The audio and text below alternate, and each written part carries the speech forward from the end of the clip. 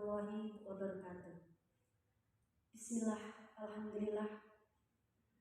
Dengan mengucap syukur alhamdulillah, Allah telah memberikan kita nikmat berupa kesehatan kepada kita semua, sehingga kita bisa melakukan aktivitas sehari-hari. Tak lupa sholawat serta salam marilah kita sanjungkan kepada Nabi Agung Muhammad SAW. Pada suatu pagi yang buta, sahabat Nabi yang bernama Ali bin Abi Thalib radhiyallahu anhu tengah menuju ke masjid untuk menunaikan ibadah sholat subuh. Di tengah perjalanan, beliau menjumpai seorang kakek yang tua renta yang juga berjalan menuju ke arah yang sama. Lalu, apa yang dilakukan oleh Ali bin Abi Thalib? Beliau tetap berjalan di belakang kakek tersebut. Meskipun kakek tersebut berjalan sangat lambat sekali. Dan akhirnya, meskipun agak gelisah karena beliau agak terlambat untuk menunaikan ibadah sholat subuh berjamaah, beliau tetap sabar menunggu kakek tersebut di belakangnya. Dengan kesabaran Ali bin Abi Thalib, akhirnya malaikat pun memanjangkan waktu subuh. Hingga akhirnya kakek tersebut tidak berjalan menuju ke masjid untuk menunaikan ibadah sholat, karena ternyata kakek tersebut bukan beragama Islam.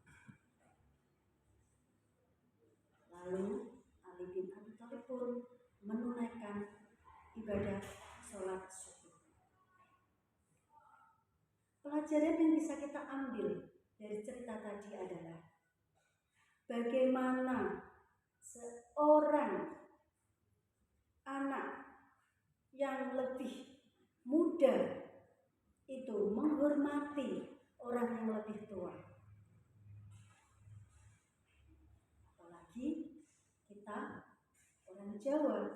Orang Jawa itu punya tata krama, punya unggah-ungguh. Bagaimana adab dari yang lebih muda untuk berbicara atau bersikap ke orang yang lebih tua.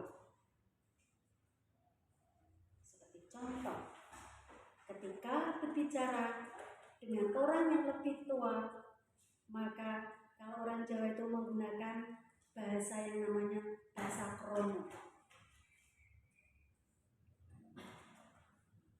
Dalam berperilaku juga, misalnya ketika melewati orang di depan, maka dia harus sedikit membungkukkan badan. Itu adalah beberapa contoh perilaku atau tata krama di kebudayaan kita, di budaya Jawa khususnya. Bagaimana seorang yang lebih muda untuk beradab ke orang yang lebih tua. Seperti tadi yang dicontohkan oleh Ali bin Abi Thalib. Beliau tidak mendahului kakek tersebut.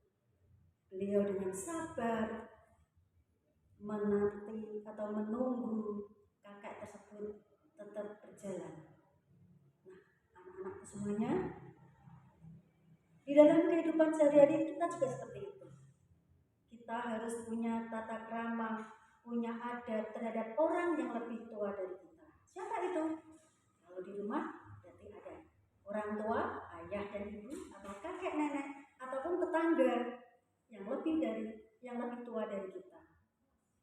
Di sekolah kita juga harus punya tata krama kepada bapak ibu kita, ibu guru kita di sekolah, baik itu dalam hal berbicara ataupun dalam hal sikap atau perilaku.